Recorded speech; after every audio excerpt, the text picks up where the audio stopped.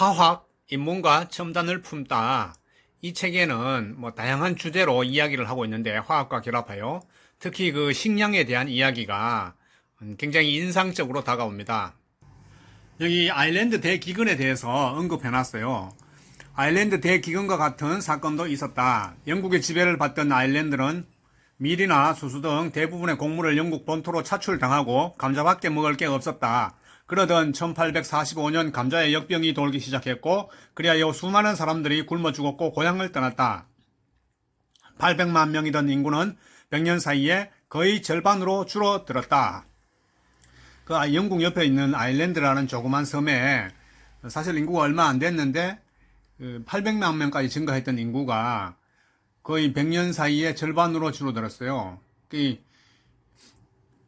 이 1850년도에 그 아일랜드 대기근 사건이 굉장히 유명하죠. 실제로 아일랜드에 가면 이런 그 조형물이 있습니다. 보면 이건 뭐냐면 아일랜드 더블린이라는 아일랜드 수도에 있습니다. 수도 부둣가에 설치된 아일랜드 대기근 기념 조형물입니다.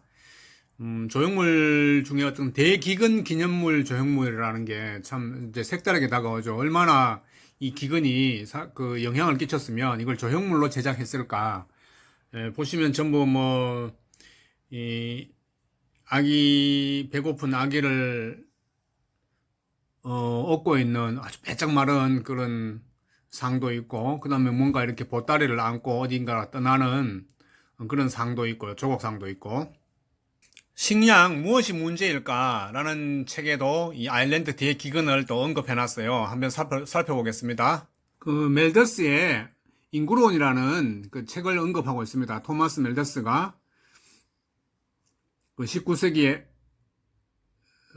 경제학자인 토마스 멜더스는 통계학자이기도 하면서 이런 얘기를 하죠. 식량은 급수적으로 증가하지만 인간은 기하급수적으로 증가한다.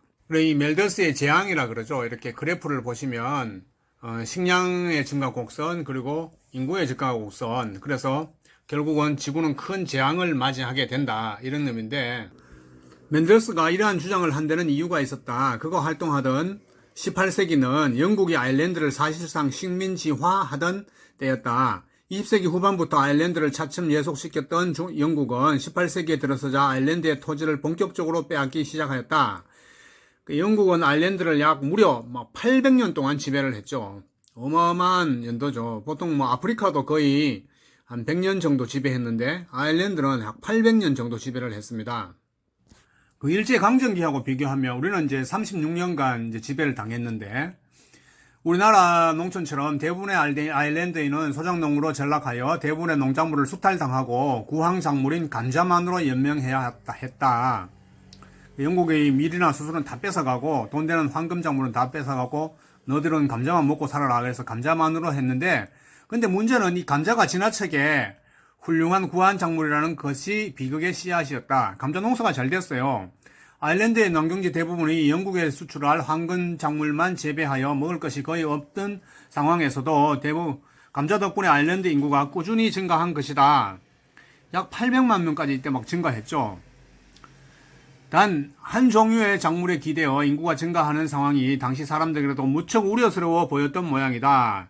이러한 인식은 걸리버 여행기를 쓴 조나단 스위프트의 겸손한 제안이라는 제목의 수필을 통해 엿볼 수 있다. 스위프트는 이 수필에서 어차피 아일랜드는 감자밖에 먹을 것이 없고 그마저도 모자란데 저소득층의 아이를 잉글랜드의 특산품으로 수출하는 게 어떠한가? 아기 하나로 최소 3인분의 고기는 나올 테니 아일랜드인의 식량 문제도 해결될 테고 아일랜드인들을 없애고 싶어하는 잉글랜드인들도 만족시킬 수 있을 것이다 라는 글을 남겼다. 어떻게 보면 생뚱맞는데 이건 이제 영국을 비판한 그런 말이죠. 끔찍한 발상이지만 스위프트가 인종주의자라서 이런 글을 쓴 것이 아니다. 아일랜드 출신인 스위프트가 잉글랜드 사람들이 먹을 것을 전부 수탈해 가서 아일랜드 사람들은 늘 기근에 시달리고 있다. 이럴 바엔 차라리 모두 죽여라 라는 뜻으로 비꼰 것이다. 겸손한 제안을 썼던 해가 1729년이므로 멜더스가 인구론을 출판하기까지 100년 가까이 아일랜드인들은 대기근의 문턱을 넘나들며 위대한 상황을 유지해온 셈이다. 그러니까 1729년 이 씨발놈들 이구 모두 죽여라.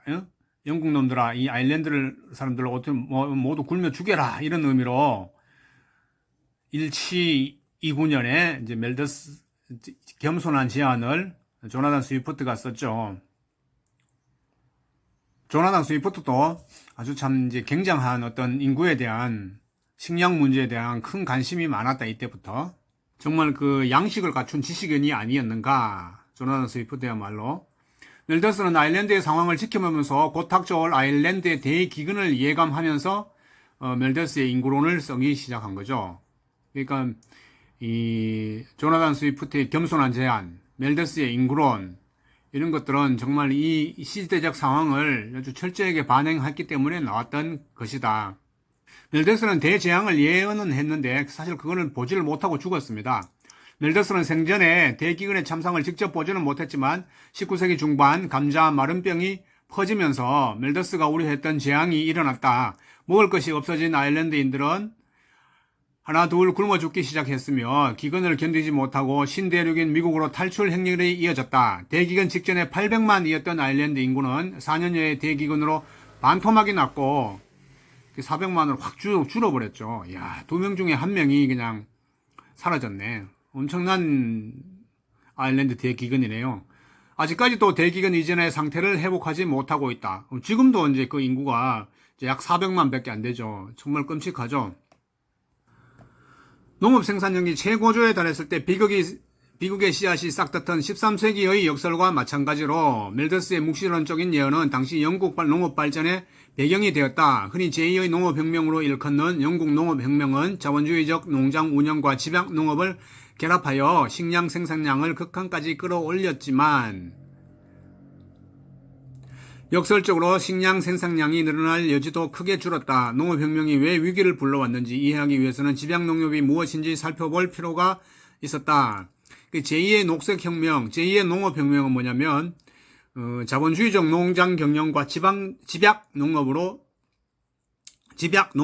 이제 요약되는데, 집약농법은 그 당시까지만 해도 우리가 삼포식 농업이라 그래가지고 3분의 1은 농사를 짓지 않고 쉬도록 했어요. 그래서 질소가 공기 중에 질소라든가 그것이 자연적으로 많아지도록 했지만은 집약농법을 함으로 인해 가지고 아예 쉬는 땅을 없애면서 농업의 혁명을 가져왔죠. 그리고 여기 얘기했던 비극의 씨앗이 싹 떴던 13세기 역설은 뭐냐면 농사가 너무 잘 돼가지고 수도원에서 그 양조 사업을 했다는 거죠. 술을 만들고 거기서 고가로 팔았다는 그런 이제 얘기를 갖고 우리가 어떤 역설이라고 표현을 하고 있습니다. 13세기에 어떤 농업 생산력에 비추어서 농업 생산력이 너무 좋으니까 그걸로 수도원에서 술을 만들었다는 농업의 역설.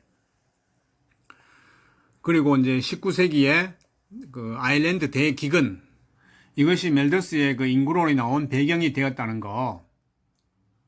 그 멜더스 인구론을 한번 살펴보면 멜더스 인구론의 악몽에서 인류를 구했는 게 바로 우리가 또 질소 비료죠. 멜더스 인구론, 세계를 공포로 몰아넣다.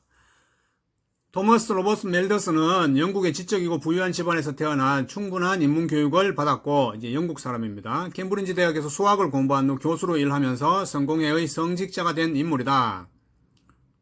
그는 1798년 펴낸 인구론에서 지구 전체의 인구는 그와 기하급수적으로 증가하는 데 반해 식량 생산은 산술급적으로 증가하는데 그쳐 결국 인류는 큰 재앙을 맞을 것이다 라고 예언했다. 그 1798 이놈의 새끼들 마구 파도 식량은 안 나온다. 98 마구 파도 1798 이놈의 새끼들 마구 파도 식량은 안 나온다. 그래서 멜더스가 인구론에서 식량은 산술급수적으로밖에 증가하지 않는다 라고 강조했다. 이보다 약 70년 전에 새끼들 이구 아예 막 아일랜드를 다 죽여라 하면서 영국을 비판한 조나단 스위프트가 유명했죠. 당시로서는 모든 경제통계가 이 예측을 뒷받침하는 듯했다. 세계의 정치 지도자들은 세계적 공포에 휩싸였다. 그 이론에 따르면 인구 증가로 인해 식량이 부족해지고 생산량의 증가는 인구 증가를 따라가지 못하므로 한계에 다다르면 기근, 질병, 폭동, 전쟁 등이 일어나 인구를 조절하는 재앙이 초래될 것은 뻔한 이치였다. 이거는 이제 그 멜더스의 트랩, 멜더스의 그 덫이라고 하죠. 그래서 어느 정도 인구가 증가하면 기근이나 질병, 폭동, 전쟁이 일어나 다시 원위치로 오고 증가하면 원위치로 오고 이것이 멜더스의 트랩에 이렇게 묶이게 된다. 이런 얘기인데요. 그 이론이 워낙 과격하여 초판은 익명으로 발표했으나 세간의 큰 주목을 받고 베스트셀러가 되자 재판부터는 본명을 사용하여 멜더스는 일약 유명 인사가 되었다. 자기도 처음에 그 재앙을 초래한다는 게 무서웠는지 자기 이름으로 발표 안 하고 그 발표하고 나서 자기 책이 워낙 베스트셀러가 되자 그 다음부터는 자기의 이름을 밝혔다고 유명 스타가 됐다고 하네요.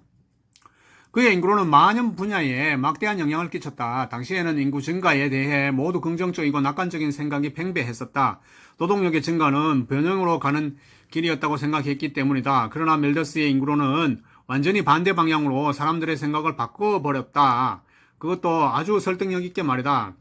멜더스의 인구로는 정치에도 영향을 주었다. 인구 증가에 따른 빈곤은 필수적이기 때문에 자본주의 모순이나 잉여 노동력의 착취로 빈곤층이 생긴다는 사회주의자들의 입을 막는 데도 효과적이었다. 급기야는 빈민구제법이 오히려 인구 증가를 악화시키고 빈곤 문제를 심화시킨다는 이유로 빈민구제법이 폐지되기도 하였다. 이분이 멜더스죠, 멜더스. 아주 그 얼굴이 목청이고 이마가 아주 넓고 M자형으로 아주 정말 그 지식인 머리를 갖췄고 코도 아주 길고 어떤 뭐 코가 어떤 나무 뿌리 같아요. 나무 줄기 같아요. 굉장히 기네요. 이 멜더스의 인구론 그 속 표지랍니다. 에세이 하면서 Principle of Population 인구론 Principle of Population이라고 썼네요. 여기 초판에는 자기의 이름을 밝히지 않고 그냥 에세이 형태로 내었다 이 말입니다. 진화론을 주창한 찰스 다윈도 멜더스의 인구론에서 많은 영향을 받았다고 했다. 인간이라는 한 종 안에서 이토록 심한 생존 경쟁과 조절의 재앙이 있다면 생물종 간 생존 경쟁에서도 마찬가지일 것이다. 다윈의 머릿속에도 복잡하게 얽혀있던 문제들이 풀릴 실마리를 제공한 셈이었다. 생물종 간에서도 생존 경쟁에서 개체가 많아지면 자연이 죽는다 이 말이구나. 다윈의 자연 선택이라는 진화의 메커니즘은 이렇게 틀을 잡게 되었다. 그간 많은 비판이 있었지만 멜더스의 인구론, 인구 증가에 관한 경종은 지금도 유효하다. 1800년경 전 세계가 10억 명을 돌파했고 인류 역사를 6천년으로 보든지 2억 년으로 보든지 간에 10억이 되는데 8천년 이상이 걸렸으나 그 이후로 같은 10억의 인구가 증가한 데는 100년밖에 걸리지 않았고 1940년 세계 인구는 23억, 70년에는 37억 명을 돌파하고 91년에는 53억, 2016년에는 73억이 되었다. 2025년에는 85억 명이 될 것이라고 한다. 엄청나게 정말 기하급수적으로 멜더스의 말이 맞죠. 분명 인구 증가는 기하급수적이다. 그것도 사회위생 인프라가 부족하고 경제가 어려운 저개발국이나 개발도상국의 비율이 급격하게 높아지는 것도 문제다. 91년 전 세계 인구의 77%가 저개발국이나 개발도상국이었으며 그 비율은 2025년에는 85%를 넘을 것이라고 한다. 특히 이제 아프리카 같은 쪽에는 뭐 엄청나게 인구가 증가되고 있습니다. 만일 식량 생산이 이를 따라가지 못한다면 멜더스의 예언대로 인류는 재앙을 맞을 것이다. 우선 식량을 생산하기 위해서는 경작지가 늘어나거나 단위 면적 생산량이 늘어나거나 획기적인 새로운 식량원이 개발되거나 해야 할 것이다. 그러나 경작지는 도시화 때문에 오히려 줄어들고 있으며 품종 개량에 의한 생산은 더디고 농업기술의 발전은 타 분야에 비하면 그렇게 급격한 발전이 일어나는 분야가 아니다. 멜더스의 끔찍한 예언은 지금도 그렇지만 그 당시에는 너무도 설득력 있게 들렸을 것이다. 더구나 식물에 병이 생기기도 하고 벌레에 의해 피해도 있어서 식량 증산은 여러모로 어려운 일이었다. 메뚜기떼가 나타나 식물을 몽땅 먹어치워 사람들은 곡물을 수확할 수 없었다. 이처럼 멜더스의 인구론은 정말 맞는 것처럼 보였는데 이 인구론의 악몽을 깬 것이 뭐냐면 바로 이 하버라는 사람이 질소 비료를 인위적으로 질소 비료를 생산하는 기술을 개발했다. 질소 비료 생산에 대한 기술은 다음에 한번 살펴보겠습니다. 아일랜드는 영국의 지배를 800년이나 받았지만 현재 1인당 GDP, 명목 GDP는 약 7만 7천 불로서 세계 4위입니다. 4위. 인구는 480만 명이고, 참고로 1위는 룩셈부르크죠. 룩셈부르크는 사실 그 인구가 59만 명밖에 안 돼요. 약 포항 정도 크기에다가, 그리고 거기는 룩셈부르크는 세계 조세 피난처로 각국의 기업들이 세금 한 푼도 안 내는 그런 기업들이 많이 들어와서 걔들이 주로 수익을 많이 올리기 때문에 1인당 GDP가 이제 어마어마하게 높습니다. 약 한 1억 1천만 정도로 높아요. 그리고 한국은 이제 세계 27위, 1인당 GDP가 잘 알듯이 3만 1,000불, 그리고 영국이 21위, 4만 1,000불, 우리보다 약 10,000불 정도 높죠. 근데 아일랜드가 7만 7,000불이니까 그 아일랜드가 영국에 대한 어떤 경제적인 복수를 해준 거죠. 이 아일랜드도 결국은 어떤 자국의 산업보다는 외자 유치에 성공해가지고 해외에서 들어온 페이스북 혹은 아마존 같은 기업들이 들어오면 세금을 굉장히 낮춰주고 거기서 소득을 잘 내고 장사를 잘 해주면 거기 인센티브도 주는 그런 제도가 있어서 외국 기업들이 많이 들어와서 실질 그 명목 GDP를 올려줍니다. 그래서 약 한 7만 7천 불은 현재 세계 4위. 대단한 나라죠.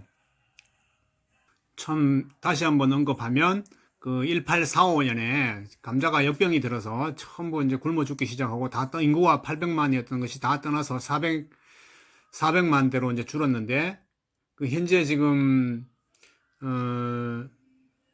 현재까지도 그 인구가 그제대로 400만 대에서 유지되고 있다는 거, 현재 지금 약 한 480만 정도로 살고 있다는 게 참 안타까웠던 현실이죠. 그러나 아일랜드는 어쨌거나 그 외국 자본 유치에 성공을 해서 현재는 1인당 GDP만 보면 세계 4위 수준이다라는 것을 알 수 있습니다.